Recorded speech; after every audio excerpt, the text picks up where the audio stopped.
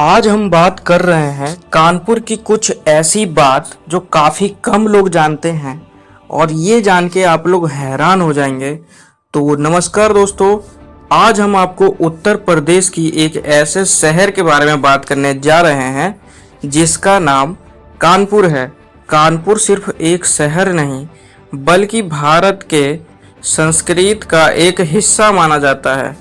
1857 की क्रांति में लेकर अनुसार भारत की विकास तथा कानपुर के इतिहास से ऐसी कई रहस्य जुड़ी हुई हैं जो काफ़ी कम लोग जानते हैं।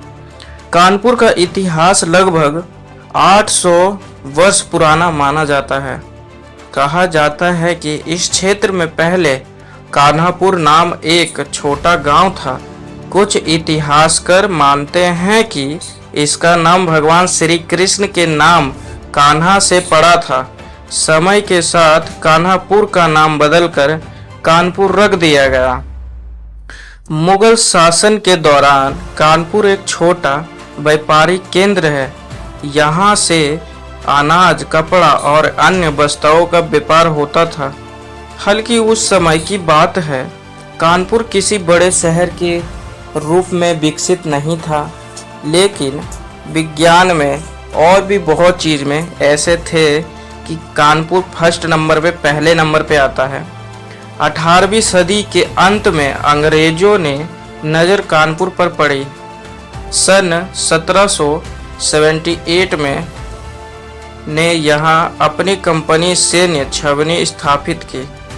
अंग्रेजों ने महसूस किया कि गंगा नदी और उत्तर भारत के प्रमुख मार्गों के बीच स्थित होने के कारण कानपुर रणनीति दृष्टि के वैदास महत्वपूर्ण है। धीरे धीरे यहाँ गोदाम, सड़कें, बहुत से ऐसे चीज़ बनाए अंग्रेजों ने। फिर धीरे धीरे गुलामी हुई, फिर उसके बाद आज़ादी मिली। अब आते हैं उस घटने पर जिसने कानपुर को इतिहास में अमर कर दिया। सन 1857 भारत में अंग्रेजों के खिलाफ पहली बड़ी क्रांति शुरू हुई। कानपुर इस क्रांति से सबसे महत्वपूर्ण केंद्र बना। यहाँ क्रांति का नेतृत्व नाना साहेब ने किया। नाना साहेब पेशवा बाजीराव द्वितीय के पुत्र थे। उन्होंने अंग्रेजों के खिलाफ बिगुल फूंक दिया। हजारों भारतीय सैनिक उनके साथ जुड़ा गए। कानपुर में अंग्रेजी सेना और क्रांतियों के बीच भीषण युद्ध हुआ। कई समाप्त तक संघर्ष चलता रहा। यह घटना भारतीय स्वतंत्र संग्राम के इतिहास के वैदास बादशाह माने जाते हैं। 1857 की क्रांति को दबाने के बाद अंग्रेजों ने कानपुर को और अधिक मजबूत सैन्य केंद्र बनाया। उन्होंने यहाँ बड़े पैमाने का विकास कार्य शुरू किया। रेलवे लाइन छिपाई गई, नई सड़कें बनाई गई, कारखाने की स्थापना की गई। धीरे धीरे कानपुर उत्तर एक बहुत ही मशहूर शहर बन गया। कानपुर को लद्दाख सिटी यानी चंबड़ नगरी भी कहा जाता है।